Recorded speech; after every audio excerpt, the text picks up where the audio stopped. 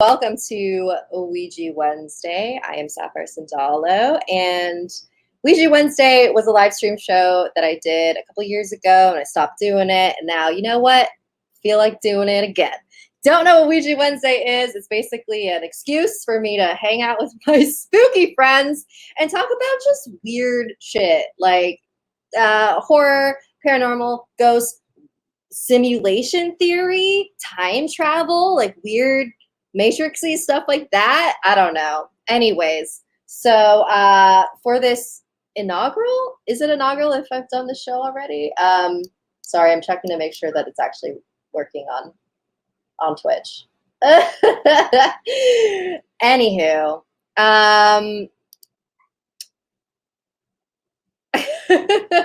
why do you say oh no, Agent AAA? Why are you scared? Anyways, I'm just like, I am killing time. Anyways, so my guest today is a very good friend of mine. You know her. You love her. She created Snarled.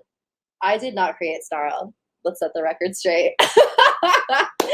You know her from Dark Vibe. You know her from Paranormal Caught on Camera. You know her from the person who manages all of the social media of Smosh. You know and love Smosh. Please give it up for, shoot, wait, I'm going to mess this up. Rachel Evans.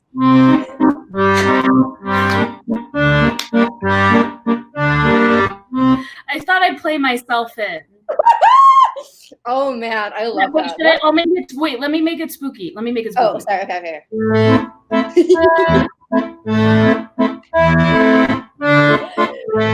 You just gotta make it minor, and then it's spooky. What an entrance! Thank you. Yay! Thank you so much, Rachel, for joining me. Hell yeah. Rachel and your accordion. I love it. So, okay. So before we went live, I asked Rachel earlier today if there was anything that she wanted to talk about. And no. Rachel brought up something real interesting that like I didn't really know much about or knew was a thing. So let's get it. Let's jump into it. Let's jump into it, guys. Okay, yeah. So tell us, what is particle simulation? No. You don't want to talk about it. No. Okay, so here's what. It's not like I am not the person to educate people on this. Neither of us are the person. I know, but I will tell people what I know because I have been massively obsessed with it for the past 2 months. I've just been really, ever since they declassified those CIA documents about hologram and holographic theory, I was like, yeah, let's do this. So break that down. What is holographic theory? So it's okay. So basically, the CIA declassified some documents that suggested that they were looking into the idea that we are indeed living in a hologram. And what they were able to prove is that a hologram can take up mass. Like it can exist in the world and it can hit you in the face and you can think that it's real. Like, so here's like a very cool thing. Years and years ago, there's a woman who got into a terrible car accident or some accident. I can't remember. It was a car accident. She got into a terrible accident and half of her brain, the left side of her brain hemisphere is completely like gone, chopped off. She went into radical brain surgery that basically convinced the right, I hope I'm getting this right. I hope it's not opposite, but it actually doesn't really matter. Mm-hmm. One hemisphere of her brain was programmed to be convinced that the other half was already there by projecting a hologram onto it. So she is now living her life with a full brain because her brain is perceiving the hologram as a real physical thing, fueling her body. Like, what? What? I know, that's real. It's like, that's what's crazy about this shit is like, that's not a theory, that happened. So basically, the CIA. And how long ago did this happen? And who is this woman? Oh God, what is her name? Asking questions I don't know the answer to, but I know you can look it up. I learned about this in college, so I know that it was probably 2011. Okay. This shit is confused. I am confusion as well. Trust me, I understand it's very confusing. So basically, like, holograms are really confusing, but it's all about the idea of like your point of time and space and like perception and lights and something. But that has nothing to do with particle theory. That just kind of like got me into the rabbit hole of like the world we're living in might not actually be real. Like, that's why. Okay, but one other thing that kind of ties into like our spooky stuff with this holographic theory is that, very long story short, that means that manifestation is real. It means that you are perpetuating the world around you, and if you think hard enough, you can actually manifest change in your life because your life might not actually be real. That it's like I'm sure you're familiar with the idea of like tulpas. Yes. Yeah, it's just the same thing where that, and like I think string theory also plays with the idea that like thoughts are actual physical things that exist in the universe. That exact thought is what got me so interested into particle physics, because it's the idea of how your body moves through space and time, and when is this like so there's God, my brain is just like, I love it. I love when our brains break. I know, it truly is breaking my brain every single day. And like, I'm at least watching something or reading something about it every day, just trying to like wrap my head around something small. And I've watched the same videos over and over and over again, just trying to wrap my head around it. Cause yeah, I mean, I think what's the coolest about like all of this, and like when you talk about string theory, it's about the idea that every decision that you make has a universe in which that decision could have been made, which is the multiverse, which doesn't have anything to do with particle physics, but I fucking love it. Sorry, I said the F word and you told me not to. No, it's okay. You oopsied once, but do it again and I'll never do it again. I forgot what word. I don't even know the word anymore. That's weird. But yeah, no, that it's a completely different thing. But the multiverse is so interesting to me because I can't.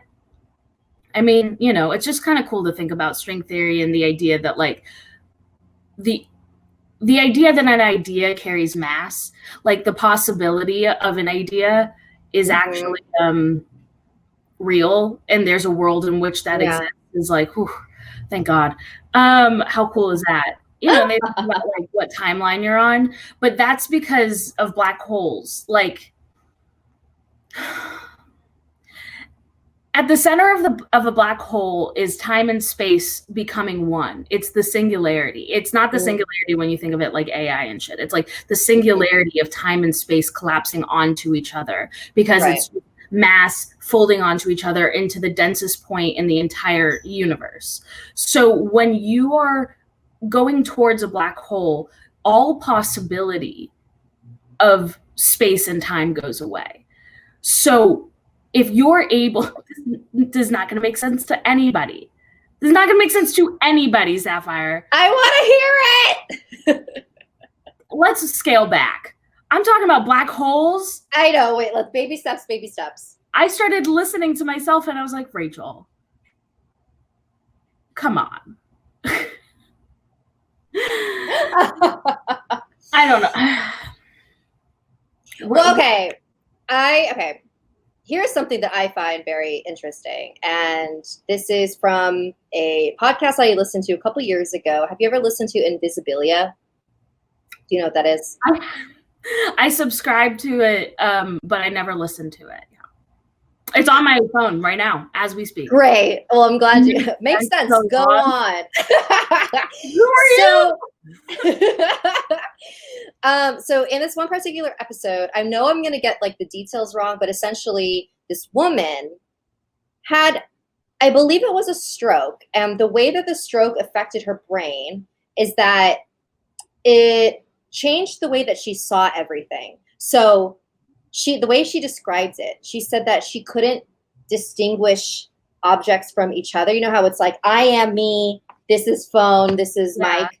She didn't have that anymore. So everything was one. And she said that she felt peaceful and like one with the universe. And then they did like surgery on her and they fixed it. And after she was fixed, she felt sad. She was like, I miss feeling that like unity with everything. And I think about that all the time, because when you think of how, I mean, to me, it's like that is proof that we are living in a simulation, that like nothing is real because everything is interpreted inside here. And like every single person interprets the world in a very different way depending on how this is working. I mean, what's crazy is that literally everything is made up of particles, and there are some properties of particles that we can't explain. Like there are some particle behaviors that are anomalies of science, and that is like everything is made up of a particle. Everything is, you know, yes. I mean, like, what's interesting about like particle and like what you're saying right now, that like the unity feeling, like you're one thing is part of everything, the like idea that what you're made up of is bigger than you are is like, that's why I love this stuff so much, because I'm like, you could particles, usually photons, sometimes are born as twins. Nobody knows why. Sometimes there are two particles in close proximity to each other that have the exact same measurement. So they have the exact same spin, they have the exact same mass, density, like everything that you measure a particle with is the same. When you put it on the same axis, it equals 0 because they spin exactly counter to each other. And when that happens, it creates a paradox in which you can separate those two particles, or those two photons usually, by whatever distance. One can be in space, as Chinese scientists have already done. So this is not a theory, this is like a proven thing. Well, it's a theory, but it's a proven theory.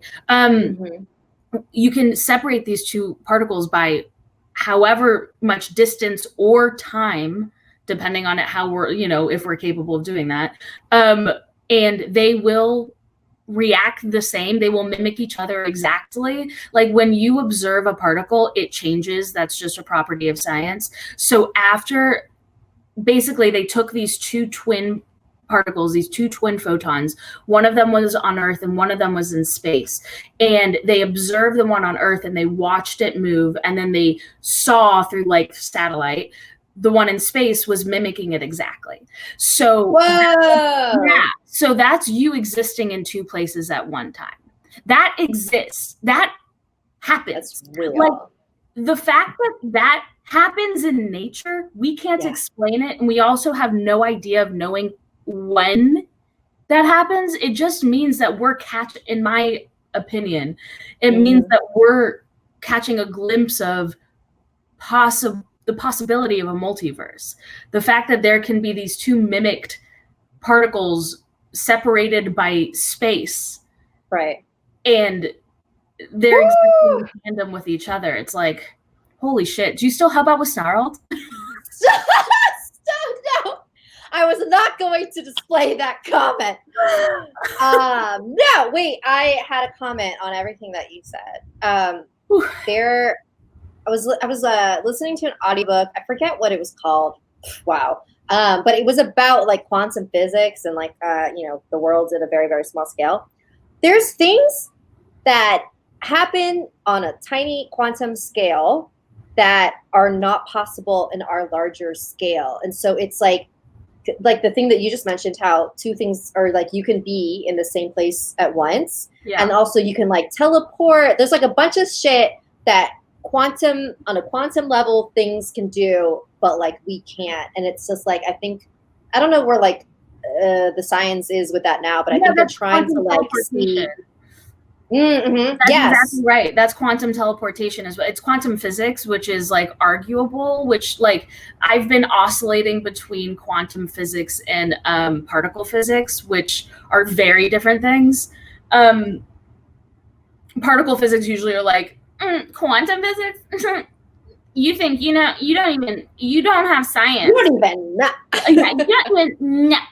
But, no, like, I've been like kind of like dipping in between these two worlds, but like quantum physics is just it's exactly that between two particles, this anomaly, this mimicking anomaly can happen, this paradox can happen between space, but we've never seen it as a group of particles. Like we've never put it together. But the thing is, we do it every day when we watch TV. Every time we see a digitized picture, we're watching teleportation happen. Now, the idea of the thing that is so cool about quantum teleportation or this thing is that they're starting to use it for cybersecurity so that you can send messages to each other, or you can just communicate to each other without any sort of encryption, any sort of third-party encryption like a satellite or anything like that. So direct. Yeah, it's so directly, exactly. So they're already figuring it out on an engineered level. So I truly cannot imagine. Like, they've done it already. Now it's just a matter of doing it on like a huge scale. Like they've done it right once 10 years ago. And now they have to do it 100 million times, you know, like they have to, because we're made up of in a universe's worth of particles. Like once we're able to, yeah, man, it's a lot. What I love about these types of topics is that like I love it when everything I think I know about the world is just like turned upside down. I love that. I mean, it's everything you want to be real actually is. Like, that's the I mean, not everything. Like, if you listen, my favorite particle physicist is Brian Cox. And if you listen to him, like, ghosts are not real. Deal with it. I'm like, but what if? And he's like, yeah, there are a lot of anomalies that we don't understand. But, like, that's us not understanding. But here's the thing. He doesn't eradicate the idea of the supernatural paranormal. He just doesn't believe, not believe through science. There's nothing to support that a ghost would exist or that like a soul exists, basically. But that's not to say that there's like. But that's the thing though, because I feel like learning more about these theories and quantum physics and all that stuff, like to me, I feel like it supports the belief in the supernatural. Well, what's really interesting is that like when they talk about particle physics with like in relation to God, there's no beginning to the universe. They can't pinpoint the beginning of the universe, you know? So when the earth was created, when the universe was created or whatever, it was created in a perfect order. And as we've seen, the earth gets more and more disorderly as it becomes more evolved.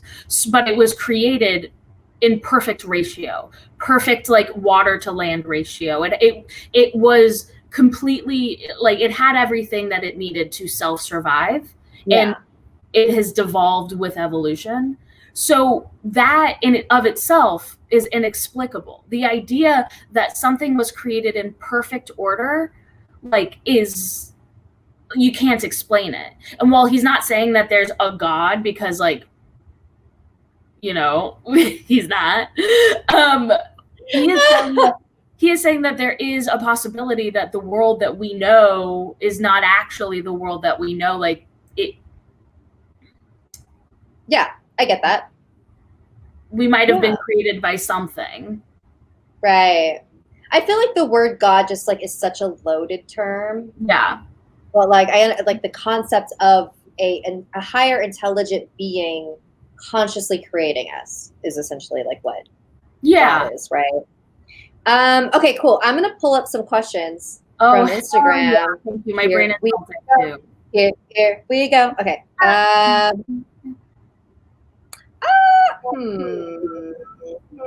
Okay. Oh, you may have an answer, you may not. What are your thoughts on intersecting universes? That comes from Hadel Production.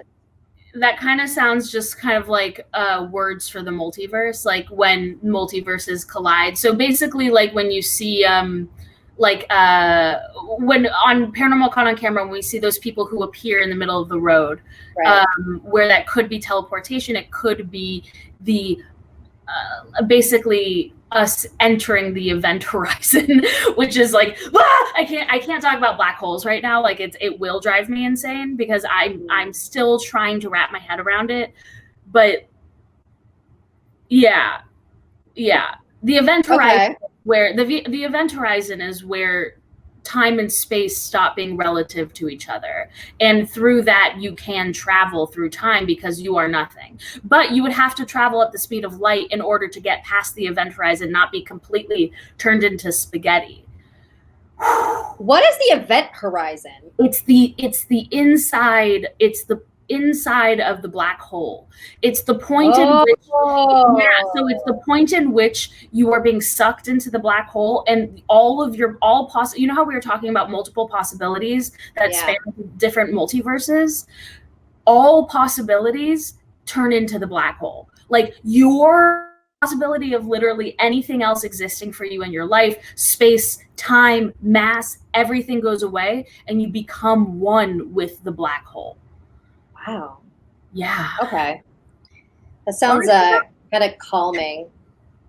Yeah, I'm sure because you're actually frozen in space and time right before you enter the event horizon. You can't see somebody enter a black hole. You just see them the moment before they reach the event horizon. Right. Their mass stops existing and time stops existing. Their math stops existing. Woo! What? Okay. I mean, we sort of touched on this, but I'll read it. This is from Vile Hawks.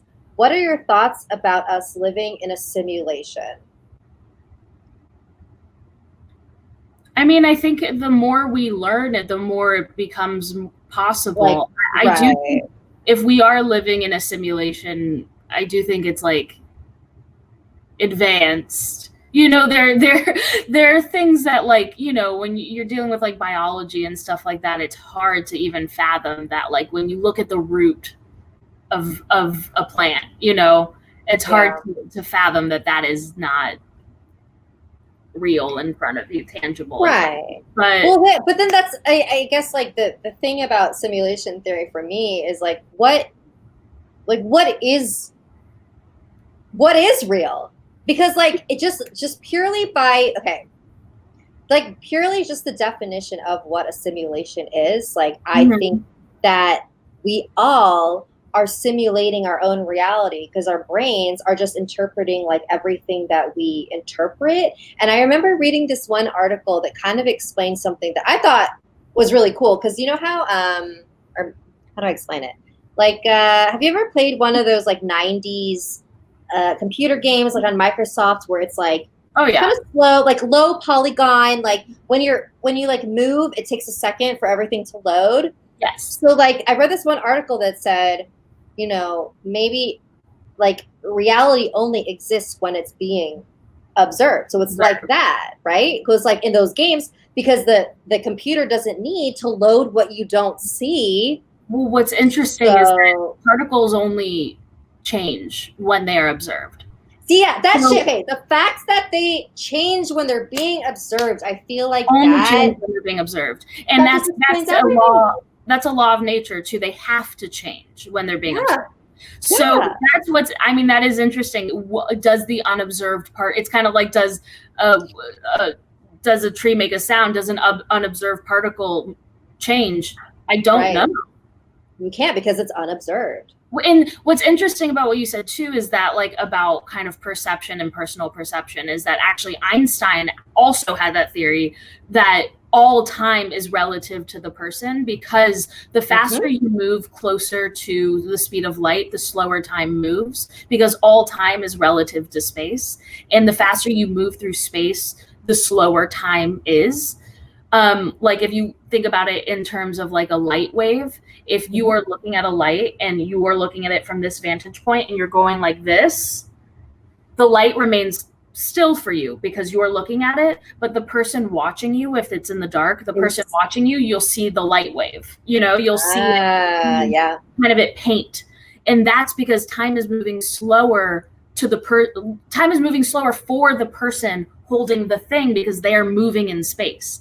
So in that, we are all living in a simulation because we're all living at our own speed.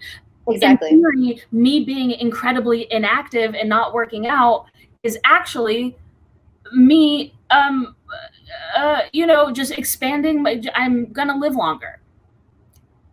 Only relative to myself, though. Does that make sense?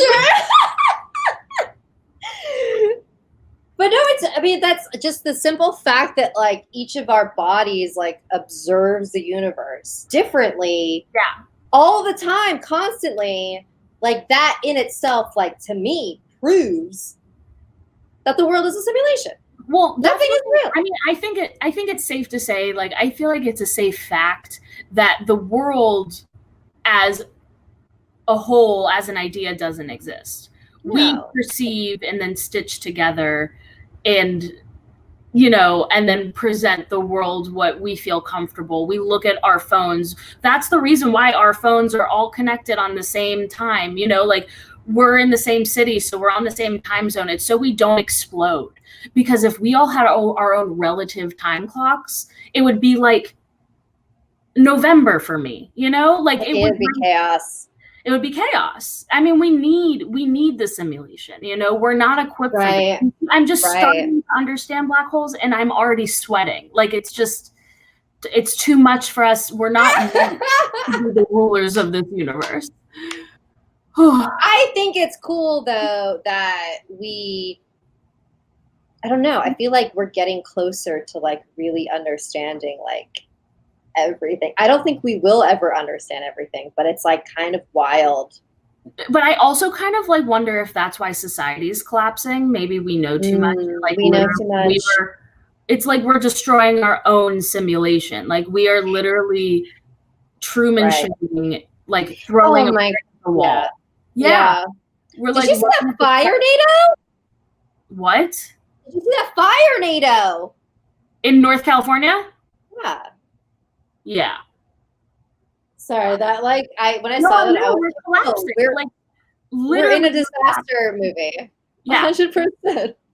But I also think we're self-manifesting. Like I think that this is something we're doing to ourselves. Yes. Oh, speaking of manifesting, oh no. I thought I had something to say. Oh no, you already talked about it. Did you? What? Or no. So I recently got my sister into sigil making. That's great. You know, I was talking to somebody about that the other day. It's, you know, I do feel like a lot of the things that I was really excited about at Snarled, I have been less excited about. But that I also probably think that's because of the TV show we're on. You know, when you just like look at ghosts every day, you're like, yep. Like no, I know what you mean. A ghost in my apartment last night, and I was like, yeah, all right. Okay. Wait, what? No, I know. You know, I honestly, I feel like I mean, I like, obviously I still love the paranormal and the supernatural shit, but like the more that it's true, the more you dive deep into things, it's like it changes your perspective of it. Like I think I was so fascinated by everything when I knew nothing, because I was just like, whoa, everything's terrifying, everything's weird. But now I know too much, to the point where like I can't even watch a horror movie and be like, yeah, that wouldn't happen. Like Host. Have you seen Host on Shudder? I'm too scared. Have you heard of it? I'm too It's scared. It's good. But here's the thing. I like the whole motivation of the ghost or the demon in Shudder, I was like, what is it? Okay, so I mean, this is. I feel the same way. People will just tell me. Yeah, I like spoilers. People will just tell me things that happen to them, and I will just regurgitate like a doctor writing a script. Like, oh, that seems like a poltergeist. Yeah. What is it?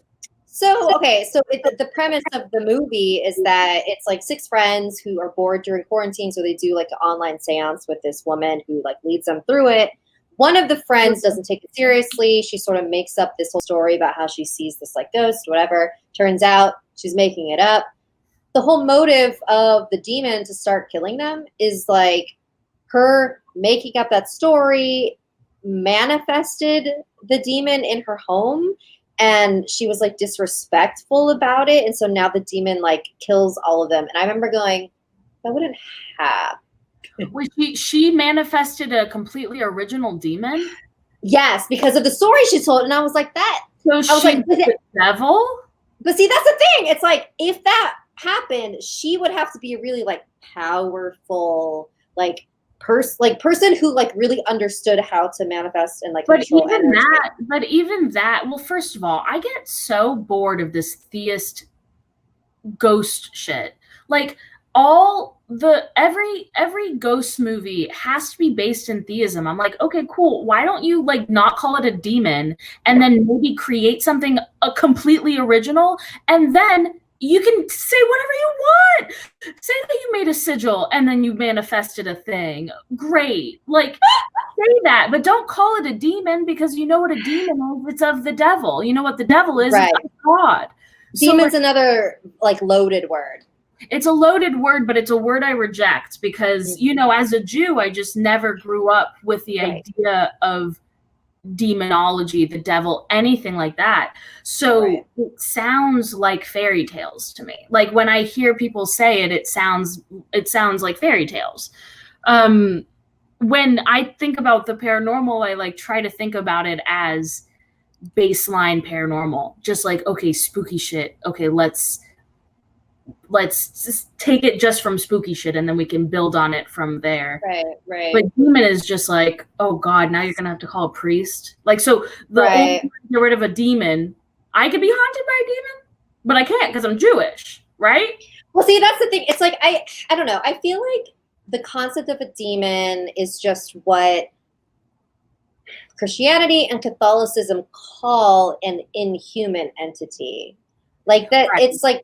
To like, that's what I prefer to call them, is inhuman things, because they're just things that were never alive. They're just like energies and spirits that like existed that were never walking. So are they not all like beacons of the devil? Like, can they be independent of the devil?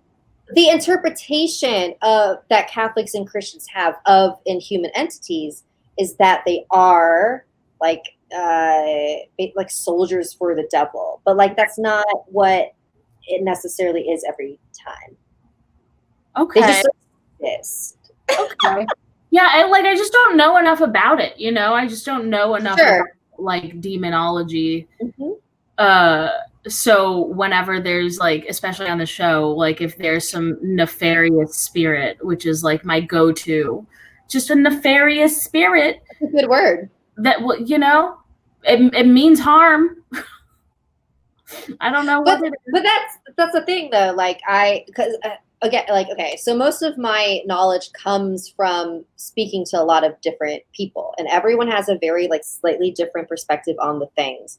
And there was this one woman I talked to who was a medium who called them lower grade entities.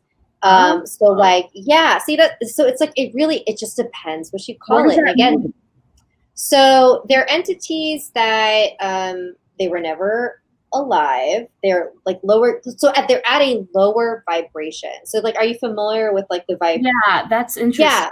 So when you're at a lower vibration, it's like more negative. It's a little bit more heavy. It's that's what would be a demon, I guess. Okay, that's cool. Right. But say this, it's like I know, calling things demons just because like the word is thrown around like so willy-nilly, like in horror movies and like in our show. It's just like it's a demon. It doesn't really mean anything to me anymore because what is the not fun? Sorry, my cousin just showed up. Oh, hey. Sora, you've met Sora. Of course, yeah, Sorry, I had to say hi to my cousin. Of course I have. Continue.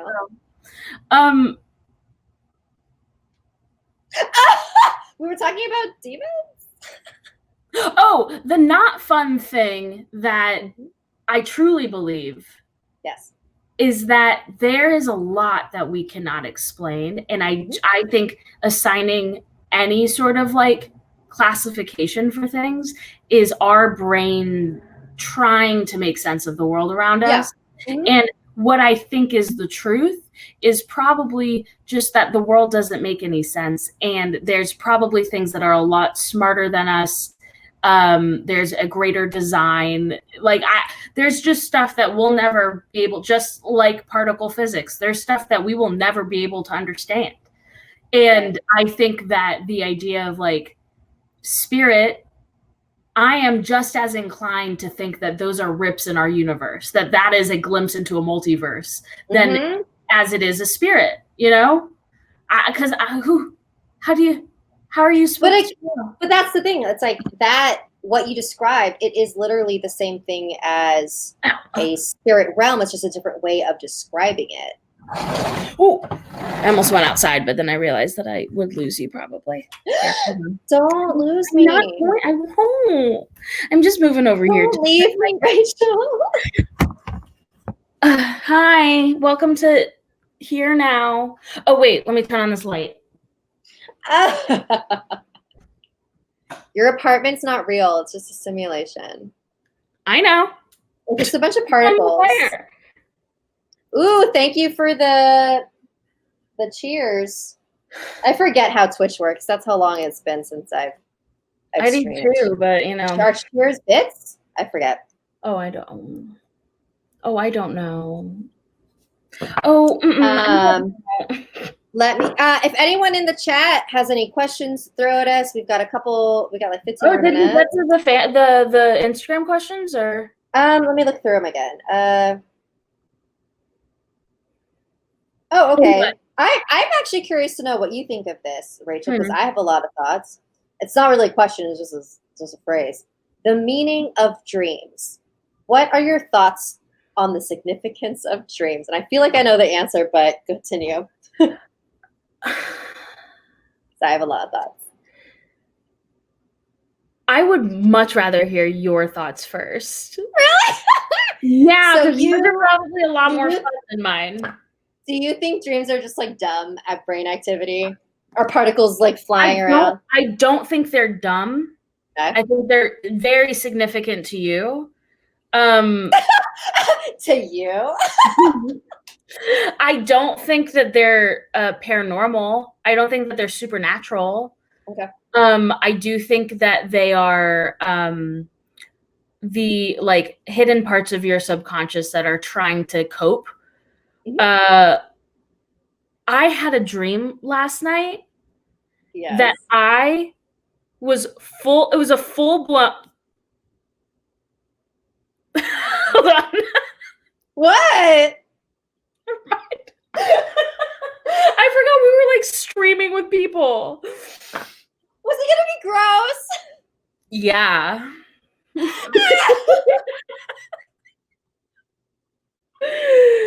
Anyway, I refuse to assign meaning to that. I do think that anyway. Yeah. But no, oh, thanks, bud. I always wanted to be a teacher, but I'm too no thanks. Oh, you are a teacher. I am a teacher, yeah. That's fun. Shouldn't be. I do think that there are parts of your brain that need to be heard, that there are a lot of distractions during the day that are either willful or not. And your brain at night is that's just your brain screaming at you, like, deal with this. Yeah. I do think that we have very poetic brains, and they can mean a lot of things. When people are like, the teeth means the this and the this means that, I'm like, okay, all right. Like, don't tell me that me and Joe Exotic have the same, like, because he dreams of teeth and I dream of teeth, we're thinking the same shit. I don't think so. You know? Wait, what about the teeth is in your dream? I don't do that, but that apparently is an anxiety thing, right? Yeah. Okay. I constantly have dreams where either my teeth have all fallen out. It's a very common dream for me. Or I have a dream where like I'm eating my own hair. That's a stress dream.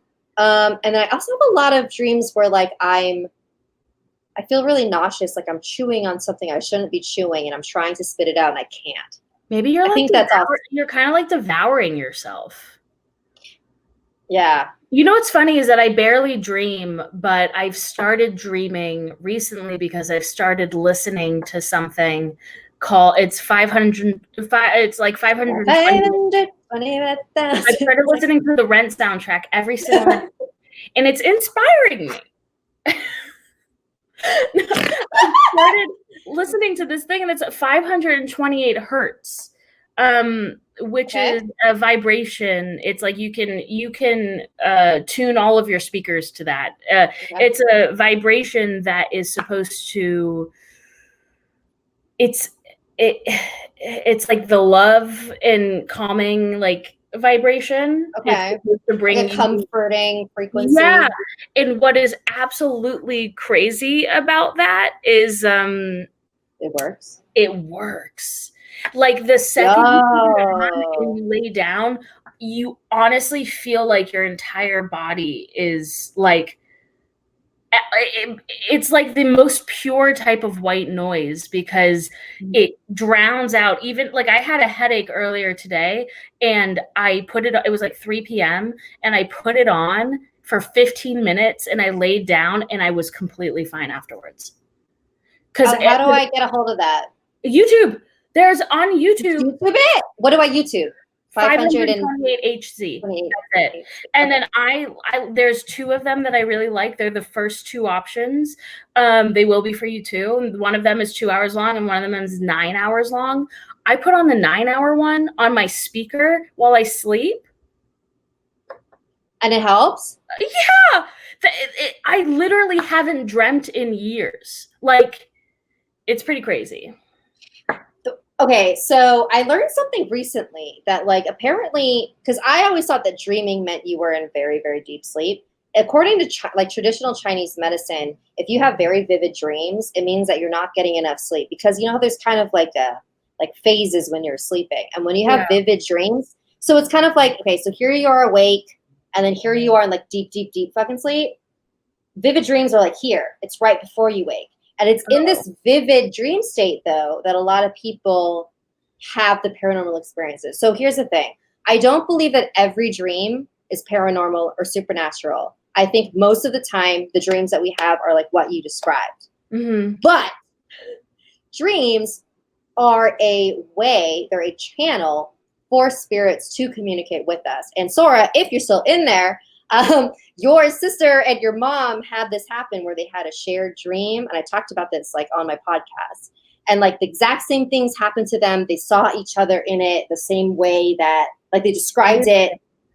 Oh, it was fascinating. I believe that completely. Yeah. But the thing is, so like they had this dream, and then it wasn't until later that they realized the significance of the dream was that my great grandmother was coming to visit and like check in on them because she was worried about them.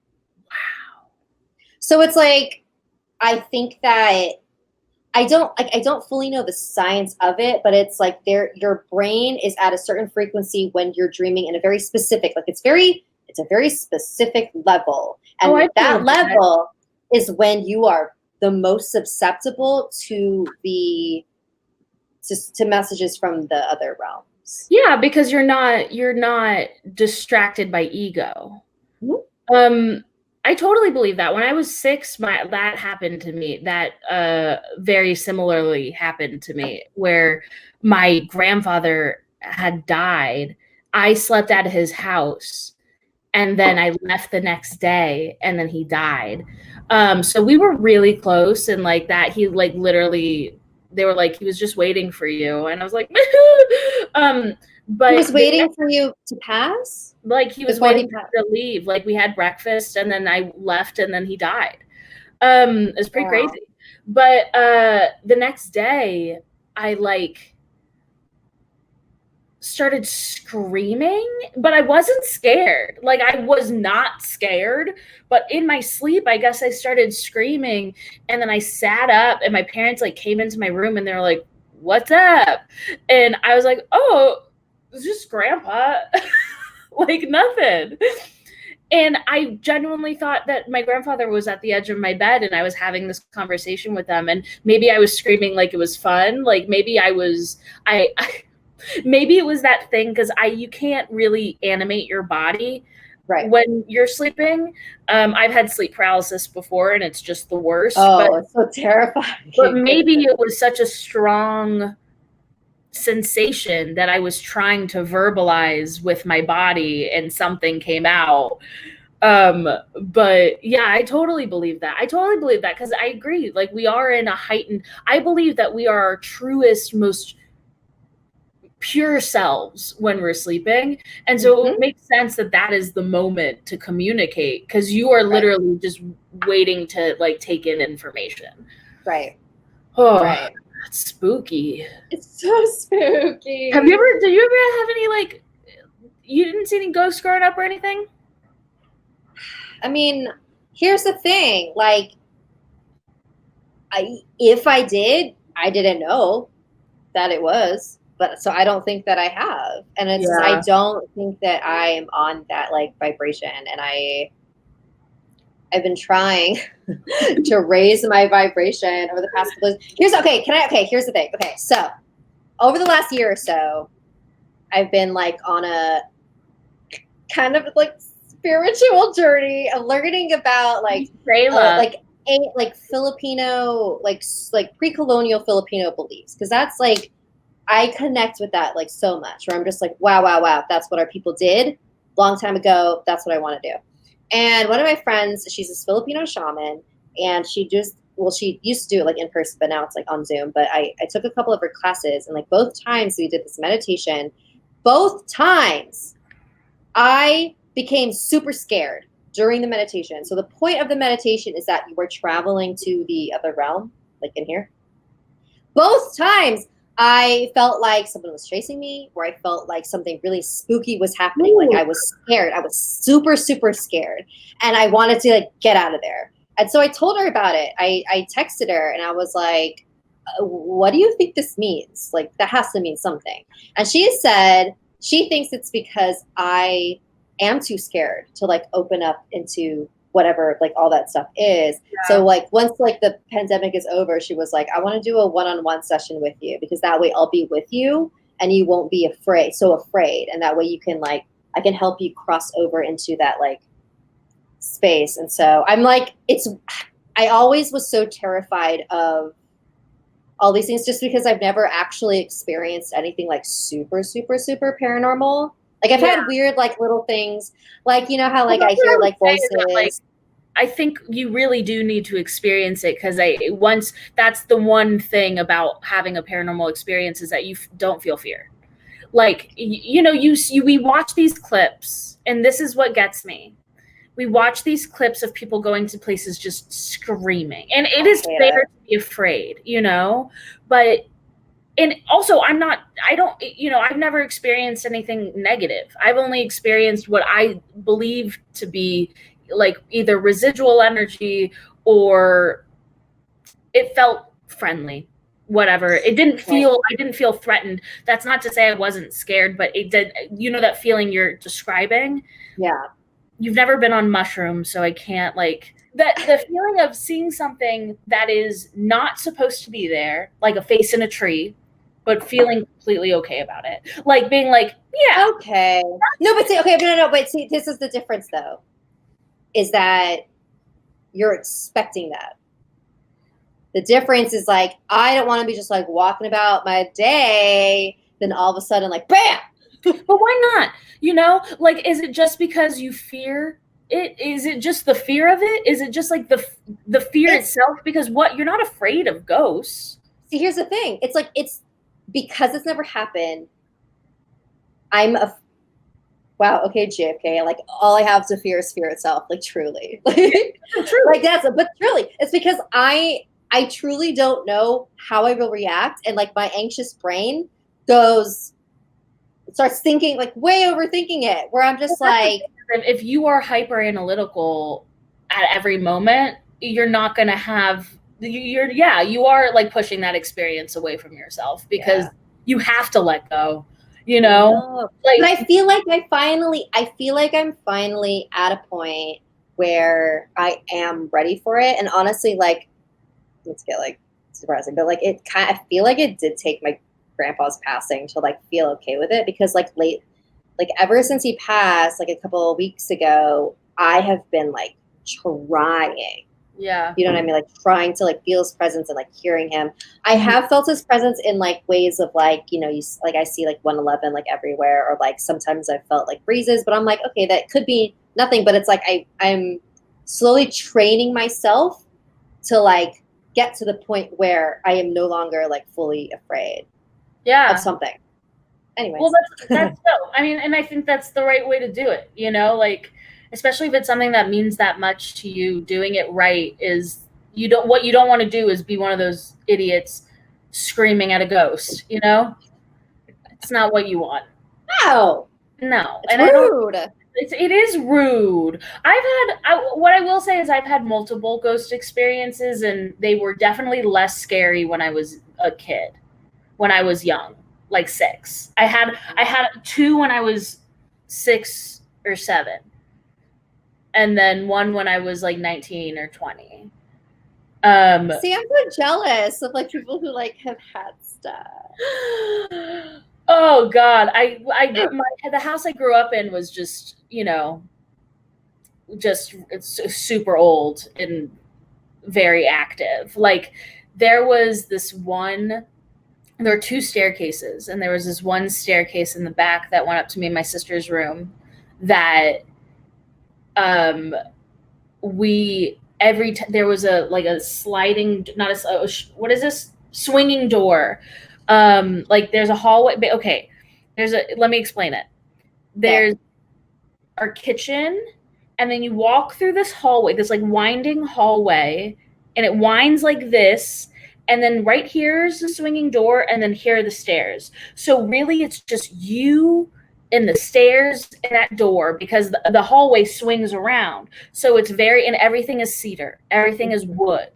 And so it's just, and it's not, you know, whatever. The house is great, but like, every time we would walk by that door by ourselves, we would just book it.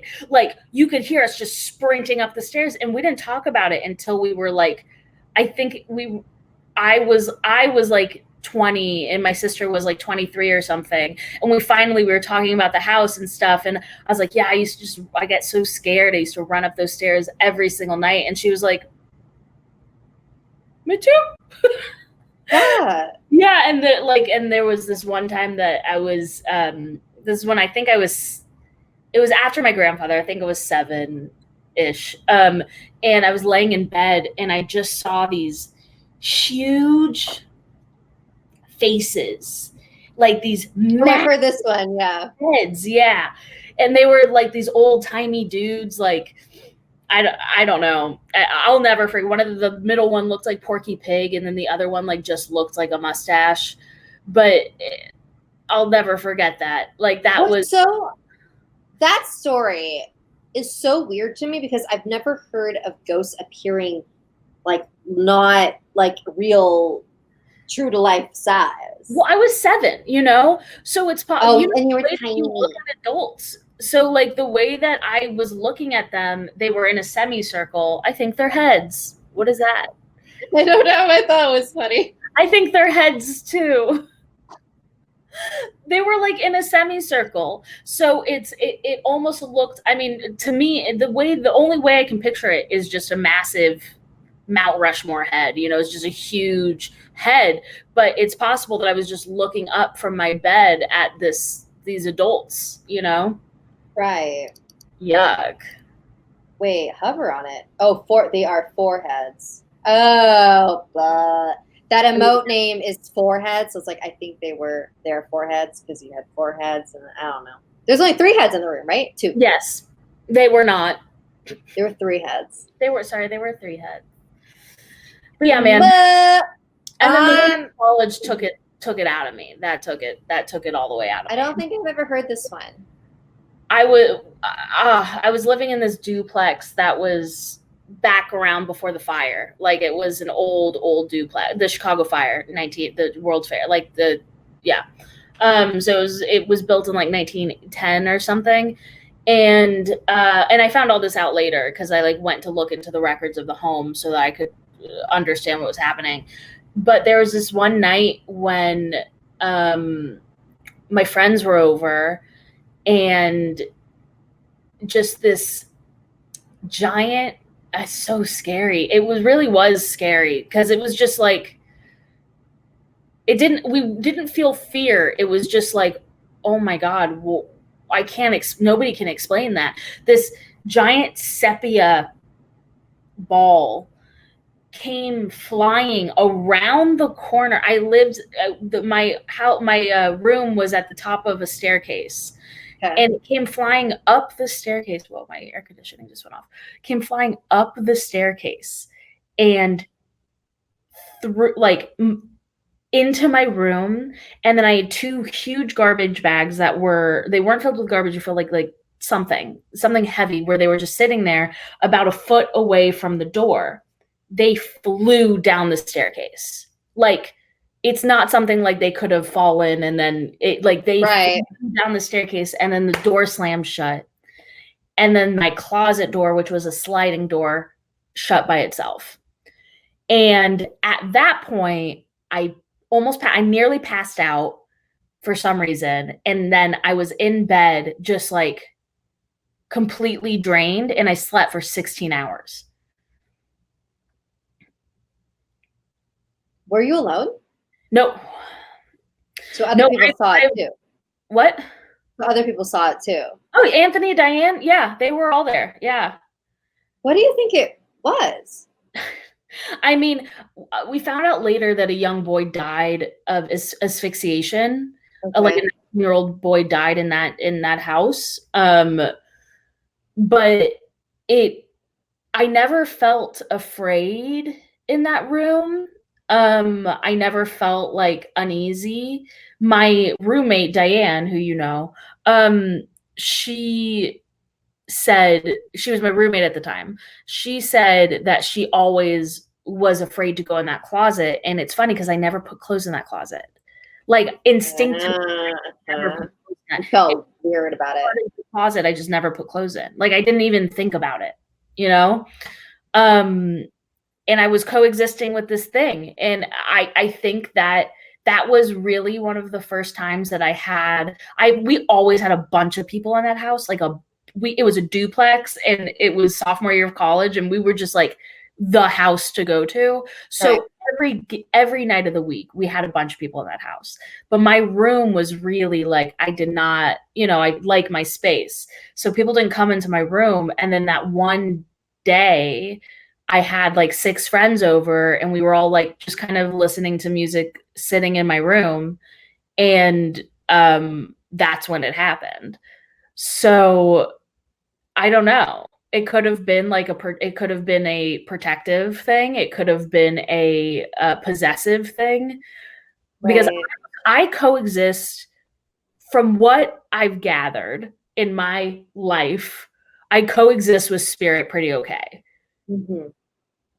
The only time it was a problem was when other people were introduced.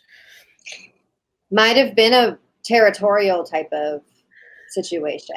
Yeah, it might have been. Oh God, it freaks me out. It just freaks me out to think about it, because like when it's like it's not scary, but now when I don't want it to happen. I'm not like you. I'm not, because I hear stuff all the time, Sapphire. Like this is a daily thing where I'm just like, oh, I just don't, I don't want it. I don't like it. But that's the thing. Like, I think because I haven't experienced it, I'm like, give it to me. But I also like, I'm also careful. I'm not like opening myself up to like the freaking lower shit. No, and it's also a lot more powerful for you because, like, again, as a Jew, we don't really have a strong, like, other realmly connection. We don't have a strong spiritual connection. We barely believe in spirit, you know? So it's not. But then you see everything. So I'm like, what the heck? Because my brain is blank. Because I have nothing. I am tofu. Like, that's why I don't believe in anything. That's why I try to, like, I tried out the Satan stuff and I tried out the sigil stuff and I'm looking at the science stuff. I'm just like, give me something that's real because nothing works. Nothing's hitting the spot, you know? Right. Hey, well, I mean, I feel like for me, I feel like, okay, so I was raised Catholic and then never like truly felt like it vibed with me. I was like, oh, this feels like it hates women. And I was like, I'm not like into that. Cause it's true. And so I was like, I don't know if this was like my vibe, but I didn't know like what it was. And then like in high school, like I was always like interested in like Wicca or like witchcraft or like just at least learning more about it, just like all of those types of things. And it truly wasn't until I discovered like indigenous Filipino practices that I really felt, oh, this is what I've been looking for. So I wonder if there's something that you can do where you can find that for yourself. Like, what if there is like a Jewish equivalent, because you're Jewish and you are like Spanish, yeah. But I mean, I think for me, it's more of a humanist thing. I don't like. I think the first time that I felt like what you're describing, and which is great that we're talking about it because I haven't thought about this in so long, which is probably why I love particle physics so much. First time I felt like that was reading. I hate myself. Just please know that. Was reading Walt Whitman's Leaves of Grass. That's fine. Like, kind of kill me, but no, I mean, like, he described the leaves as part of a greater thing, as part of a whole, and I was like, oh, I'm a humanist. I believe in the magic of people, and that's why I find particle physics so fascinating, is because like we don't have to look, we can, and it's cool. Like, looking into the paranormal is amazing, but we don't have to look any further than like, you have a husband, you've experienced love before. Like, you don't have to like look any further than like the human experience to be like, oh, that's actual magic happening. Like, and it's not just, oh, so sweet, like love is so cute. Like, no, that's literally magic. Like, what we're made of a universe. Like, that's so fucking cool. Like, yeah. So I mean, that's, I think finding kind of the holes in science and like where they can't explain things is my paranormal. That's like that's my kink. That's what I'm like. Yeah. I'm excited. Yeah. Well, so you have that. I have that, but that's the problem with liking science and stuff like that, is that it's just like a everything you learn, the end lesson is like, oh, you actually don't know anything, you never will. Okay, bye, see you next time. That's true. Yeah, especially since science changes. Normal. Because we're like, give me something. Give me something.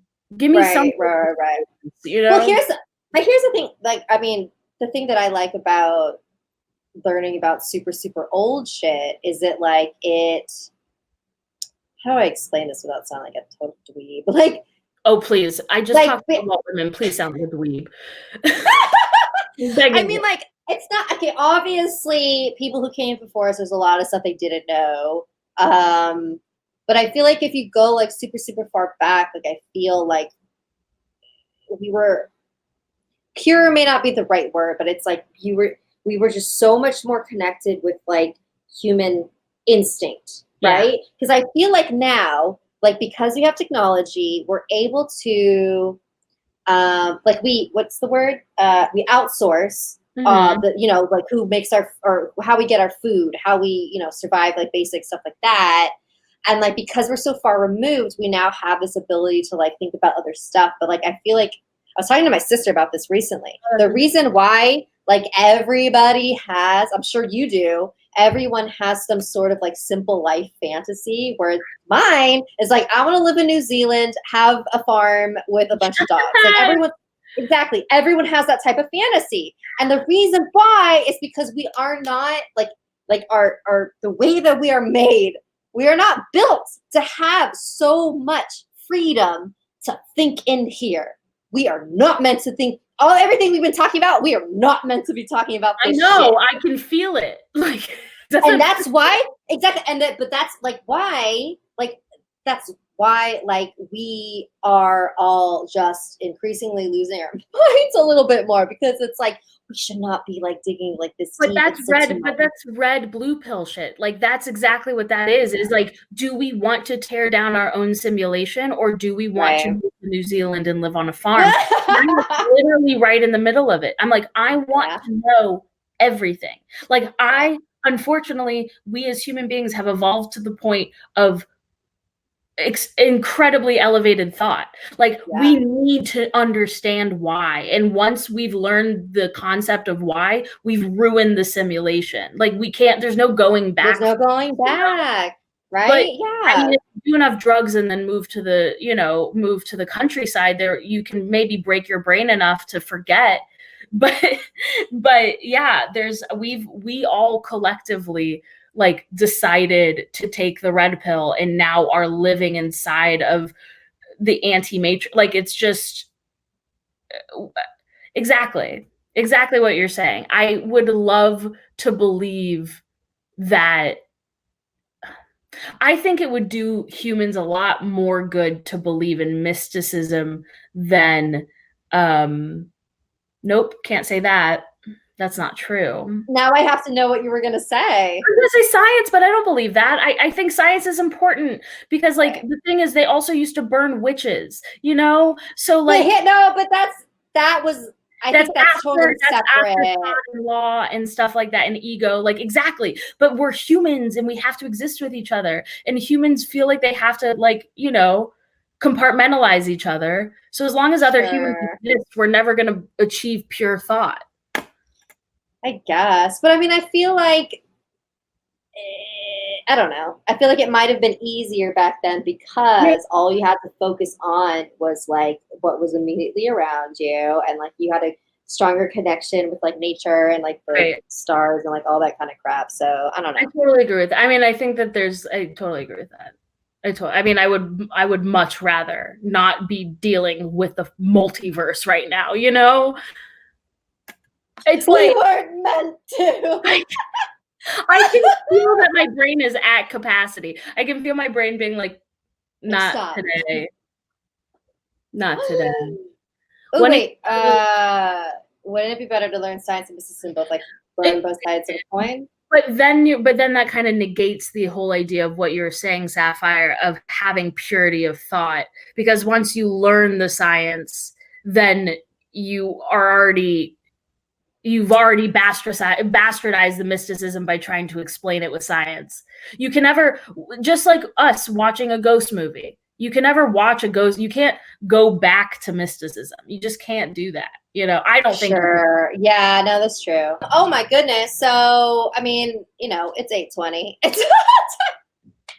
We can wrap it up if you want. Wait, I think it's more like before the internet, there's only one to dictate universal narrative. Whoever conquers the most kingdom dictates what the truth is.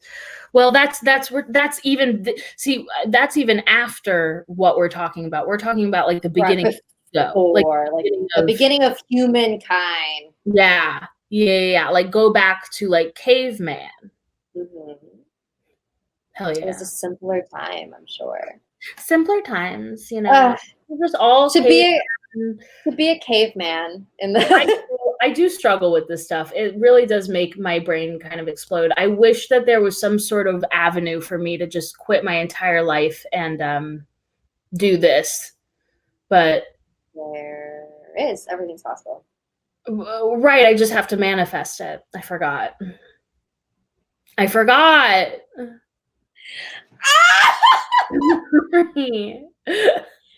hate you so much. Hey, but it's true. No, I know. I feel that.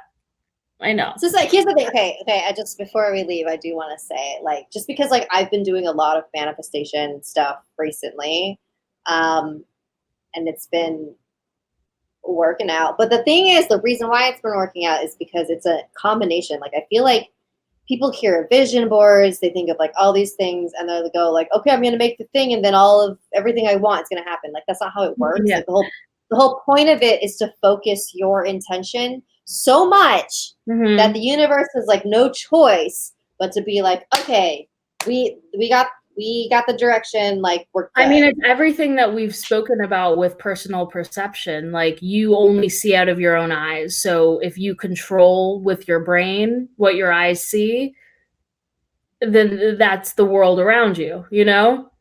Right. That the world becomes that. Uh-huh. Wow. Oh my God. This was such a great conversation, Rachel. I know. I wish I knew more. You know, like, so much. I don't know anything. If you don't keep anything up, then please make sure that anybody who's watching this in VOD gets really the firm understanding that I know nothing. Because it's not me. Go look up Brian Cox. If you want somebody who can explain to you everything that I just tried to in very simple terms, Brian Cox, but not on the Joe Rogan podcast. Oh, wow. Why would you do that? No. Joe Rogan's a very powerful man. So, I mean, we can wrap because I think my husband finished my dinner. So Rachel, where can people find you if they also want to have their brains melt more? Just don't. I mean, you can watch. Don't. I don't care anymore, Sapphire. I almost deleted my Instagram 3 times today. I 100% get that, dude. Can I say something real quick? The second that I don't need social media for like my job, I'm deleting it. I don't need it. I mean, like, I like the pictures from, like, you know, as a keepsake and stuff. Sure. But old pictures from before now. Right. But isn't that saved elsewhere? No, not for me. No. Oh, I'm not good at keeping things. That's my problem. Is like I have very severe ADHD. So if I don't keep everything in one place, it's gone forever. Got it. But you can watch Paranormal Con on Camera on Sundays on the Travel Channel. Follow Smosh. If you ever talk to Smosh on social media, you're just talking to me. Yeah. But no, I mean, you're talking to everybody. Everybody contributes. And then it's true. And I'm Rachel Sam Evans. Or Rachel Sam Vans. It does depend on how your brain works. I made a thing. And there it is. There it is. All right. Cool. Well, thank you so much, Rachel, for joining me for the first Ouija Wednesday back. Oh my God, this was so much fun. If you ever want to come back, just let me know. Always. I always want to talk about this stuff with you. Dude, I love this stuff because I love just feeling like nothing's real because it makes me less anxious. Yeah, it should. Know? It's not like, oh, I'm just a bunch of particles moving about a freaking... We have no control over anything. No. Who cares? What is this? What is this computer? What is this microphone? What is...